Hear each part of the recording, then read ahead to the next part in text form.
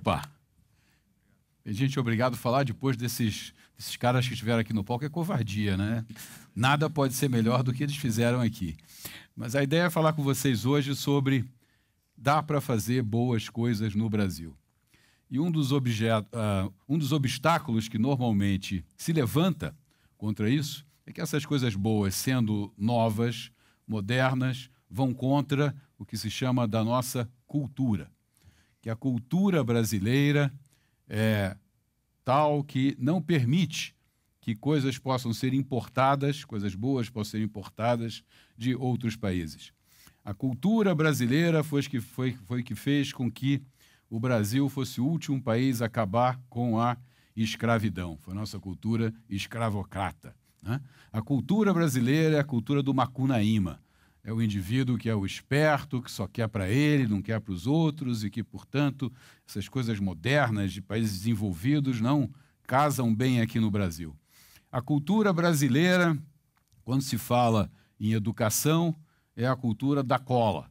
Quem não cola, não sai da escola.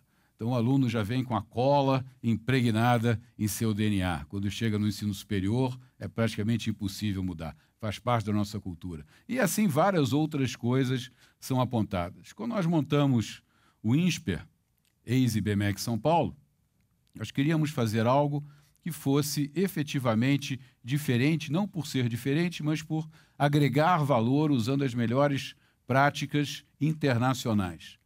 E isso implicava mudanças face ao panorama educacional que havia no Brasil. Queríamos uma escola que tivesse um código de ética e conduta muito forte. Como que isso é possível se o aluno culturalmente está acostumado com a cola, né? Queríamos uma escola onde o aluno participasse ativamente do processo de aprendizado, ou seja, um aprendizado participativo, que ele participasse nas aulas e que, para tanto, ele precisaria vir preparado para essas aulas, lendo o material com antecedência. Como é possível isso se a nossa cultura é do aluno chegar em sala de aula, o professor falar, o aluno tomar nota e aprender? Ler coisa antes não faz parte da cultura brasileira. Como queríamos uma escola onde o professor também fosse avaliado pelos alunos, treinado e procurasse constantemente melhorar. Contra a cultura brasileira, porque o professor entrando em sala de aula, ele é dono da sala de aula. Lá dentro ninguém pode mexer com o que ele faz e o professor ser avaliado pelo aluno, imagine, é uma coisa absolutamente impossível de acontecer.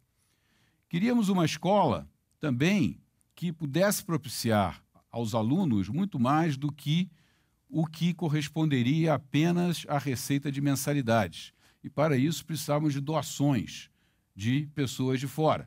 Esse campus, por exemplo, foi montado com doações de pessoas de fora. Boa parte dele. Como fazer isso? O brasileiro não está acostumado a doar. Não faz parte da cultura brasileira doar dinheiro. Isso é coisa de americano, não é coisa de brasileiro.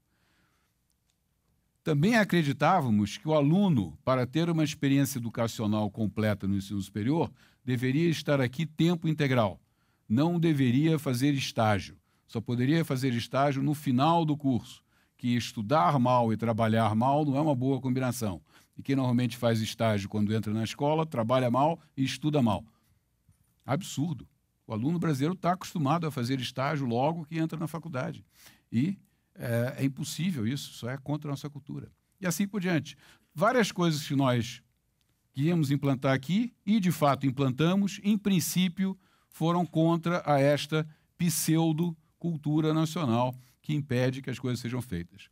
Para mim, cultura, muito mais do que uma coisa, digamos, determinística, tem sido usado como uma boa desculpa para se justificar comportamentos e práticas que beneficiam poucos em detrimento de muitos.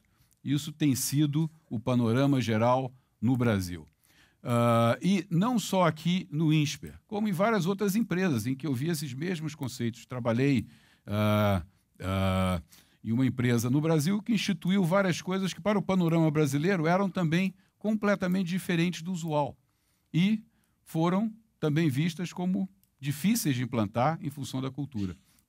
Não é verdade. Dá para fazer. Aqui no INSPER fizemos, continuamos a fazer, não está 100% feito ainda, mas conseguimos fazer muito mais, mas muito, muito mais do que pessoas diriam que seria possível, dada esse obstáculo de ser contra a cultura nacional. Há um grande desafio à frente. Qual é o grande desafio à frente? Embora tenhamos feito bastante coisa, o grande desafio é fazer com que esse modelo que nós temos aqui, de uma instituição de ensino superior, privada, sem fins lucrativos e, portanto, sem dono, sem acionista, claro, e que não pertença a nenhuma entidade confessional, como as PUCs, por exemplo, ou alguma entidade paragovernamental, se perenize virando uma grande escola através dos anos à frente, assim como o modelo das grandes universidades americanas. O modelo das grandes universidades americanas é um modelo em que as universidades se perenizam, graças a um grupo de pessoas, normalmente formado por ex-alunos e por membros do corpo docente dessas universidades, que se apropriam do projeto como se fossem deles, se considerando donos do projeto e tocam aquilo para frente para preservá-lo, melhorá-lo cada vez mais. Isso acontece no modelo americano. Lá também tem um grande fator que faz com que isso aconteça, que é a competição entre essas várias escolas, uma competição extremamente produtiva e construtiva. Esse é o grande desafio ainda que nós temos aqui pela frente. Já fizemos bastante coisa, mas ainda resta bastante coisa para fazer. E como preservar esse modelo é um grande desafio. Ou seja, precisamos aqui desenvolver o que em inglês se chama de ownership. As pessoas se considerarem donas disso aqui, porque os fundadores originais eventualmente desaparecerão. Então, é preciso que pessoas continuem esse processo. E para isso contamos com vários dos ex-alunos que estão aqui presentes, né? Eles deveriam tocar isso para frente. Mas, enfim, dá efetivamente para fazer coisas novas e boas no Brasil. O INSPER é um exemplo disso, assim como várias outras empresas que eu vejo, várias outras pessoas que eu vejo, tocando coisas novas, diferentes, implementando coisas que, em princípio, vão contra essa pseudocultura. Ou seja, não se deixem levar por essa objeção quando forem tocar, fazer coisas para frente. Se as coisas forem boas, fizerem sentido, vocês conseguirem convencer um número de pessoas de que essas coisas são boas, fazem sentido e que, portanto, vale a pena enfrentar o desafio de montar, e, de fato, dá trabalho, dá muito trabalho, mas vale a pena.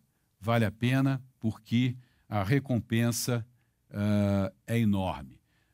Adicionar valor à sociedade, fazer com que pessoas se desenvolvam em função daquilo que você esteja fazendo, é, para mim, a melhor coisa que pode acontecer. Muito obrigado a vocês.